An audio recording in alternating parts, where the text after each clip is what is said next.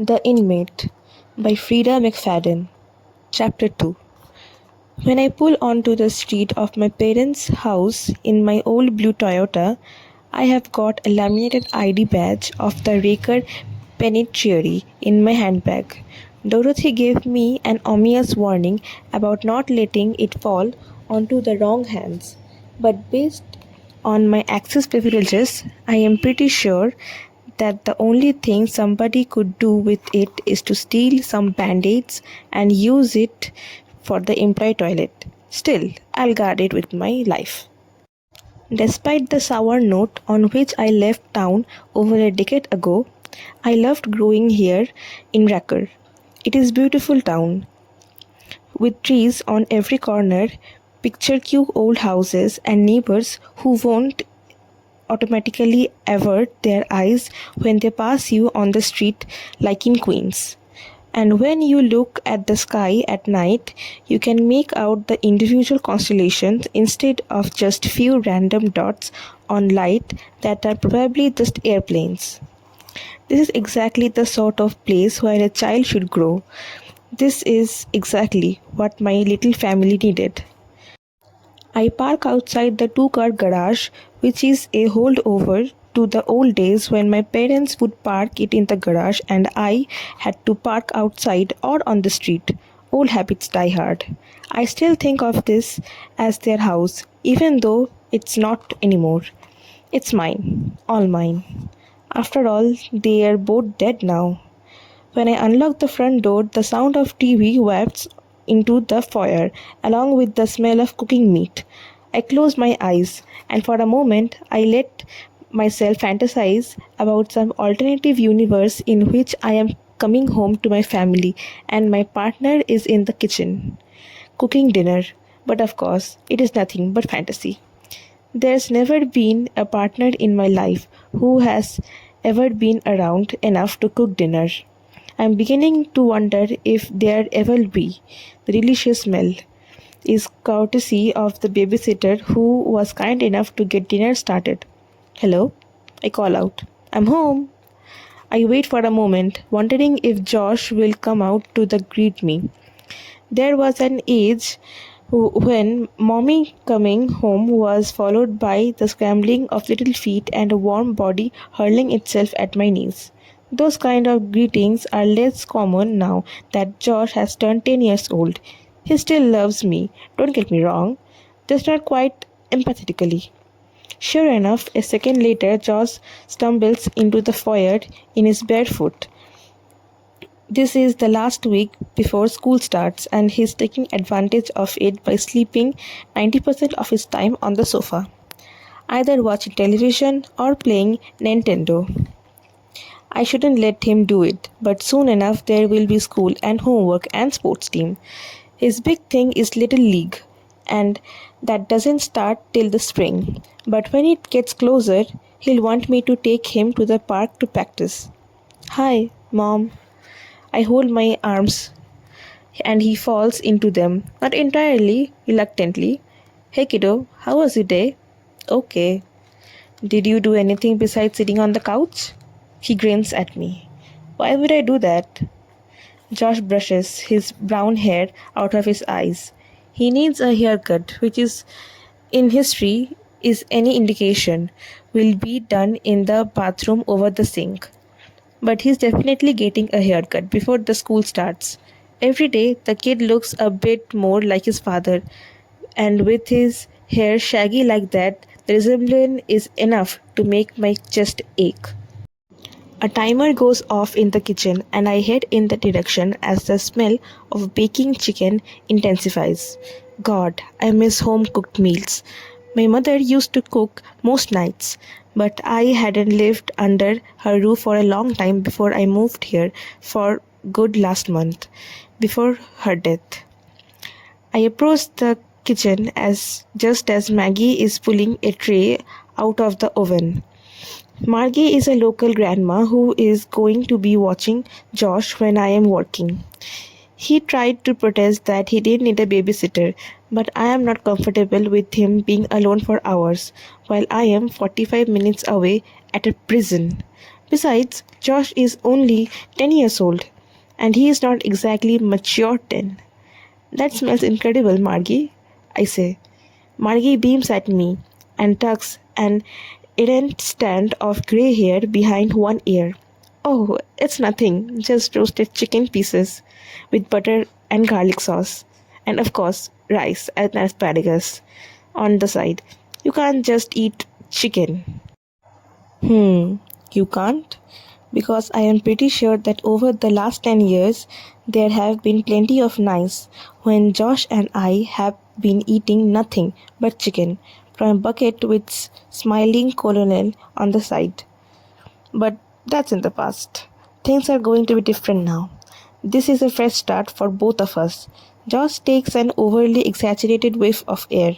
It smells too saucy. I stare at him. What does that mean? You can't smell too much sauce, Margie winks. I think he's smelling the buttered garlic. He crinkles his nose. I don't like garlic. Can't we just go to McDonald's?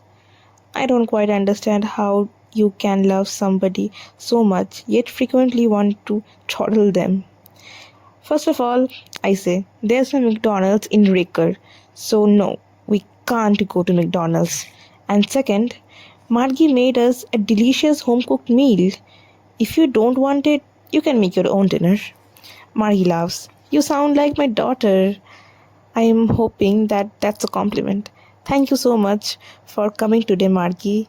You will be here to meet Josh after school on Monday? The second bus is supposed to be here around 3. It's a date, she confirms. I walk Margie to the door, even though she got her own key. Just before I bid her goodbye, she hesitates, a groove between her grey eyebrows.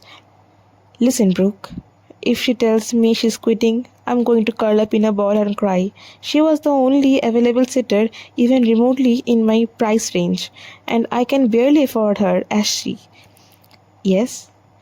Josh seems really nervous about starting school, she says. I know it's hard being in a new town and all, especially at his age, but he seemed even more anxious than I would expect. Oh, I don't want to worry you, dear, she says. I just wanted to let you know. My heart goes out to my 10 years old son. I can't blame him for missing McDonald's. McDonald's is familiar. Ricker is not familiar, and neither is this house. In his entire life, my parents would never let us visit. They always came out to us in the city until I told them they couldn't anymore. This town is home to me, but to Josh. It's a town full of strangers, and I can think of a few other reasons why he would be scared about starting school after what happened back in Queens. I'll take care of it. I say, thanks again, Margie. I come back into the kitchen where Josh is sitting at the kitchen table, playing with the salt and pepper shakers. He's making a little pile of salt and pepper, which I have told him repeatedly not to do. But I am not angry about it right now. I slide into his seat across him. Hey, buddy, I say. You okay?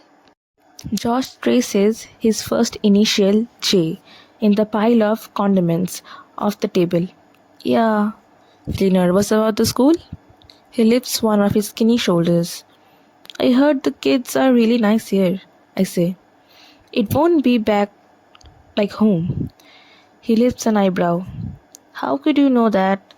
I flinch, experiences his pain like it's my own.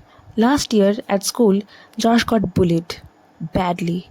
I didn't even know that it was happening because he didn't talk about it at home. He just started getting quieter and quieter. I couldn't figure out why until the day he came back with a black eye. Even with the shiner, Josh tried to deny anything was going on. He was ashamed to tell me why the other kids were bullying him. I had no idea what happened. My son is a little on the quiet side, but there's nothing about him that stands out. I don't have a clue what makes him a target until I found out the name all the other kids were calling him. Bastard. It was a knife in my heart that the other kids were bullying him because of me, because of my history, and the fact that my son never had a father. I had some dark thoughts after that, believe me. The school had no tolerance bullying policy, but apparently that was just something they said to sound like they were doing the right thing. Nobody seemed to have any compulsion to do anything to help my son, and it didn't help that the principal had judgment in his eyes and he noted that the other kids were simply pointing out an unfortunate reality about my situation. When you are a single mom who is barely keeping it together as it is, it's hard to deal with a school that pretends nothing is wrong and a bunch of other parents 23 older than you are and you have a lot of more money. I even consulted with a lawyer which wiped out most of my checking accounts, but the upshot was that they recommended moving Josh to a new school. So after a new car wreck killed my parents at the end of the school year, I decided not to sell the house where I grew up. This was the fresh start Josh and I needed. You're going to make friends, I say to my son. Maybe, he says. You will, I insist. I promise. The problem with your kid getting older is they know where some things you can't promise. Josh doesn't look up from the little pile of salt and pepper. This time he writes an S in the form of his name. Mom? Yes, sweetie. Now that we are living here, I am going to meet my dad. I almost choked on my own saliva. Wow, I did not know that thought was going through his head. As much as I have tried my best to be two parents for this kid, there have been times Josh's life when he has seemed obsessed with who is his father. When he was 5, I couldn't get him to stop talking about it. Every day he would come home with a new drawing of his father and what he imagined that father would look like. An astronaut, a police officer, a vegetarian, but he hasn't mentioned his father in a while. Josh, I began. Because he lives here? He raises his eyes from the table. Right?